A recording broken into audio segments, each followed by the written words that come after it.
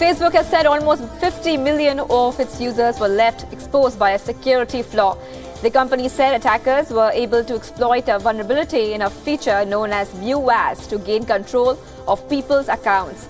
Facebook said the breach was discovered on Tuesday and has been informed to the police. Users that had potentially been affected were prompted to re-log in on Friday. The firm's head of security, Guy Rosen, said that the flaw has been fixed and all the affected accounts have been reset, as well as 40 million as a precautionary step.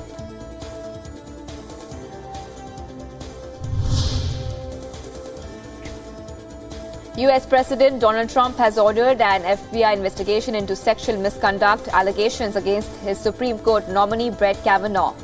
The move comes after US Senate Judiciary Committee approved Brett Kavanaugh's nomination to the US top court, but the key Republican Senator Jeff Flake suggested he would withhold his support from Kavanaugh unless Trump ordered a new probe into the judge's background.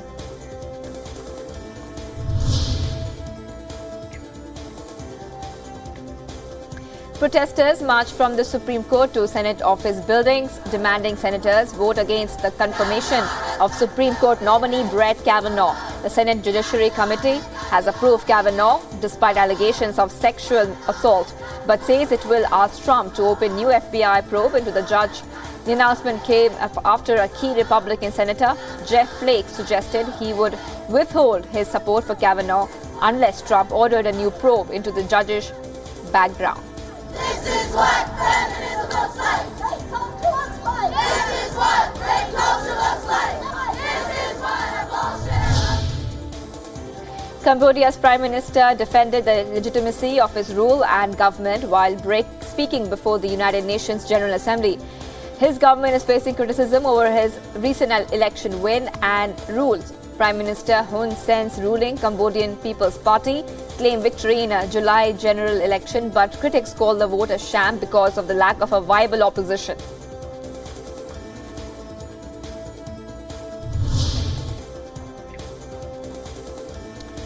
Israeli troops killed 6 Palestinians, including 2 children, and wounded dozens more in the deadliest day in recent weeks as Gaza's Hamas rulers stepped up protests along the border fence. Thousands of Palestinians gathered at 5 locations along the Gaza Strip's frontier with Israel in response to calls by Hamas, the militant group that has controlled Gaza since seizing it from the Palestinian Authority. Gaza health officials said 290 people had been wounded, 90 of them by gunshots. The protests have been taking place weekly at the border for the last 6 months. A man was escorted out of a news conference with Turkish President Recep Tayyip Erdogan and German Chancellor Angela Merkel in Berlin after protesting during the question and answer session. The man was wearing a T-shirt demanding freedom for journalists in Turkey and protesting loudly. Erdogan and Merkel observed the protest without commenting before continuing the news conference.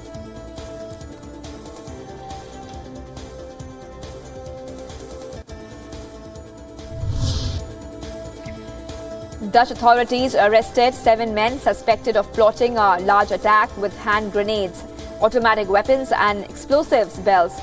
3 of the 7 suspects had previously been detained after attempting to join foreign militants abroad. Police were initially tipped off by the intelligence service that the main suspect was targeting a large event in the Netherlands where there would be a lot of victims. The arrest took place nearly a month after an Afghan man was shot by police at Amsterdam's Central Station after stabbing 2 American tourists. Scores of activists, including key leaders of Hong Kong's 2014 Occupy Central, held a minute's silence in Hong Kong to mark the anniversary of the Umbrella Movement. The 2014 Umbrella Movement saw protests which were considered one of the boldest populist challenges to China's Communist Party rulers since the 1989 pro-democracy protest in and around Beijing's Tiananmen Square. The pro-democracy protest paralyzed major roads in the financial center for 79 days.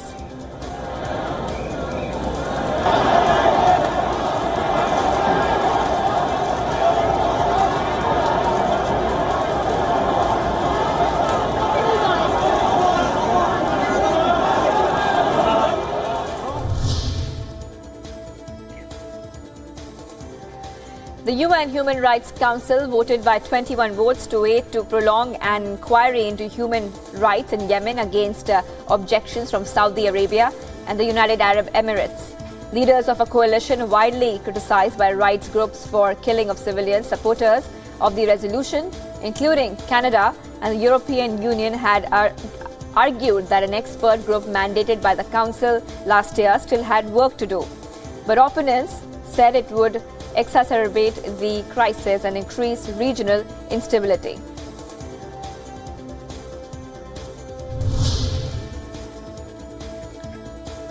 Tokyo's 2020's organizing committee and the Tokyo Metropolitan Police conducted their first joint security drills. A 2-hour drill included a suspect with a knife being taken down by police after trying to go through the security barriers and a suspicious luggage being collected by the bomb disposal team.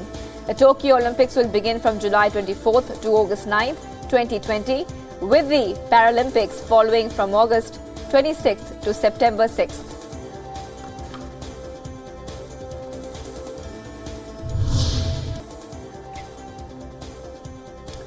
China on Friday denounced blackmail by President Donald Trump over trade, but insisted it had no plan to challenge U.S. preeminence as relations between the world's two largest economies get worse. Days after Trump slapped $200 billion in tariffs and vowed to press on until China buckles, Foreign Minister Wang Yi told the UN General Assembly that Beijing would resist. Wang also flatly denied a key charge behind Trump's hard line on trade, that China is stealing U.S. technology to boost its own companies.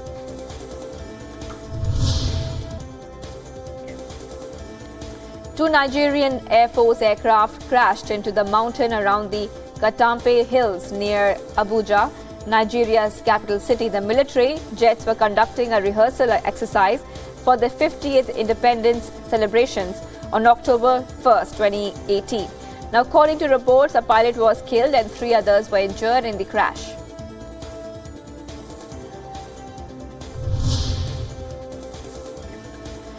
India's apex court pronounced a historic verdict on the Sabrimala temple. Women will be allowed to pray at the famous temple in the state of Kerala. The centuries-old tradition of barring menstruating women has been struck down by the Supreme Court. The verdict was announced by a majority 4-1 judgment. The 4 judges concurred that devotion cannot be subjected to gender discrimination.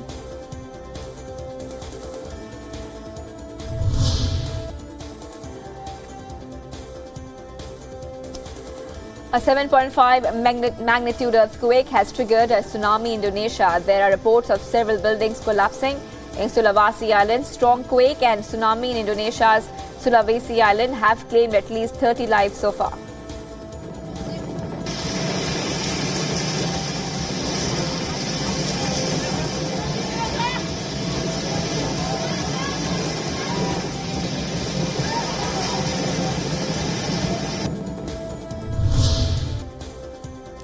"26 people were rescued by Indian Air Force on the 4th day of the rescue operations in India's northern Himachal Pradesh. IAF and local administration have been working on the war footing to rescue tourists and locals trapped in isolated regions of the hill state. Heavy rainfall and snowfall in the past few days has paralyzed the tourist state. Landslides triggered by rains have reportedly blocked over 200 roads.